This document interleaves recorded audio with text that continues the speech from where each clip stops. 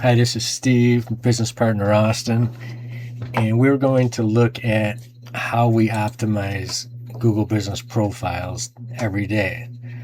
And we made up a checklist that we follow with every customer we work with, every client.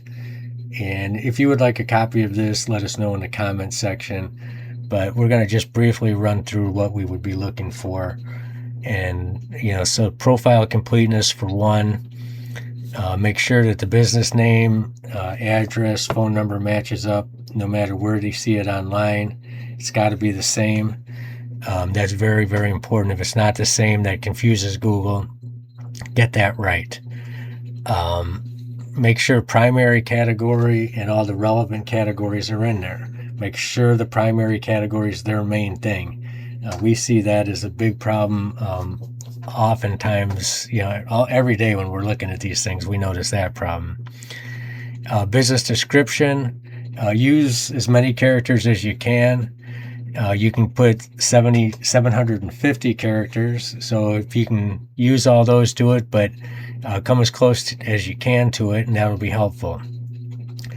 Use primary keywords, but do it naturally. Don't stuff. If you stuff it, Google will give you an instant suspension, which you do not want. Phone number, they prefer a local number, not an 800 number. Make sure the website URL is correct and goes right to the place. Business hours, make sure that those are in there and accurate, including holidays. If your client is not working holidays, make sure to have that reflected. That's important. Google even checks that from time to time. And if you need more hours, like there's something for seniors, whatever, get that in there. Make sure everything else is correct there. So services and products, make sure you got that right, and make sure you add the descriptions. And if pricing is applicable, we work with like some HVAC companies, and they don't really want the pricing in there because, it changes from time to time, and not everything is exactly the same. So if you say to change the condenser is $500, I'm just throwing that number out there. Each condenser might be different, so they don't want their prices in there. So, but if you have working with a customer that pricing is the same no matter across the board, then get that in there. Photos, videos, make sure the logo's uploaded, cover photo.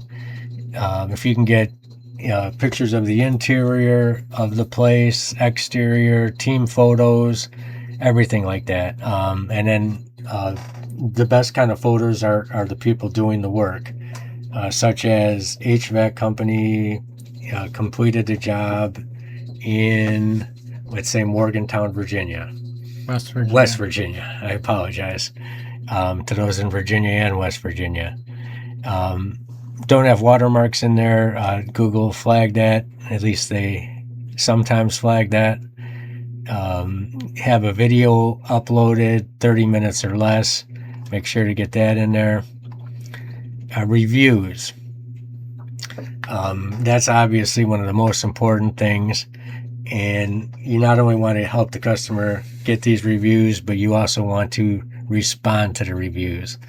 We look through stuff all the time, and if people don't respond to them, respond to every single review. And even if you got a negative one in there, do it professionally. We just saw a negative one today where the person just absolutely destroyed the customer in the in the response.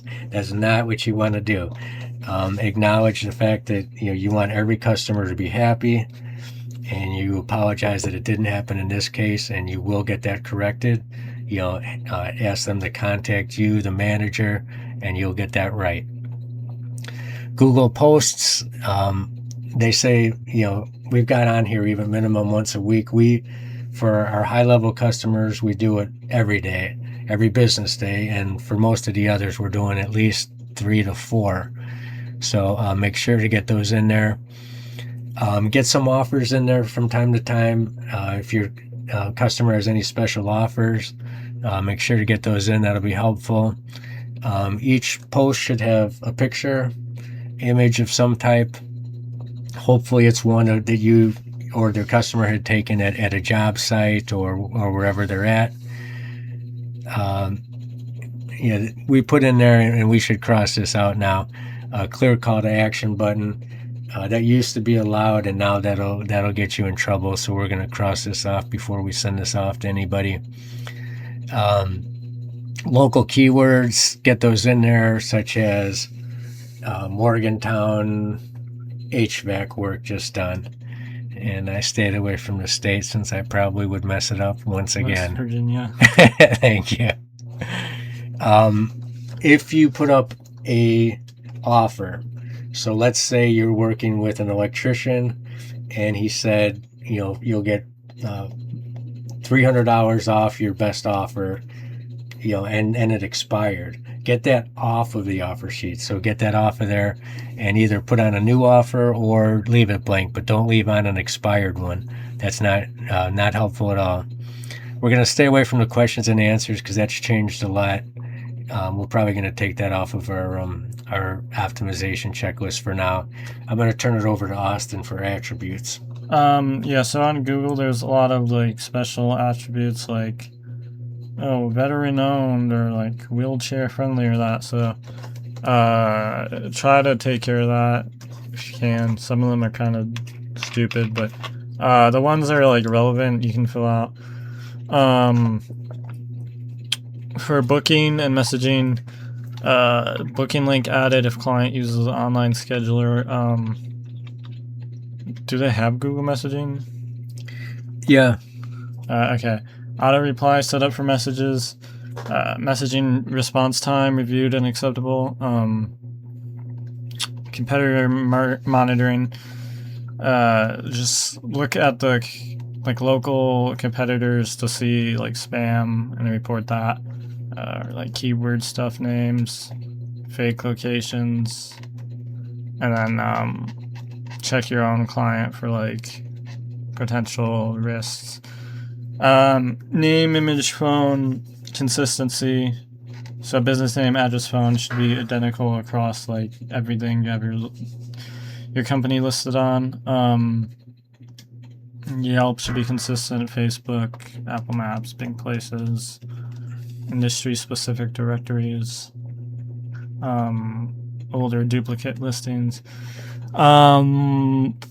The website should have a dedicated page for each category on your GPP under the services category. Like if you're HVAC, do heating contractor, air conditioner contractor, HVAC contractor, I don't know, coolant supplier, I don't know. Name, image, name, Apple, name, address, phone on website matches GPP exactly. I don't know where I got Apple from. At least name, image I got from college. Schema markup, local business implemented on website. So that as far as that goes too, that if you're working with WordPress, you'll find a couple of different plugins you can get for that, and it'll take care of the schema markup for you. It's a bit complicated, but with that software, it'll do it for you, so you don't have to worry too much about it. The website URL on the Google Business Profile points to the most relevant page, so most likely the home page. The site loads fast on mobile. New photos added, at least 4 per month.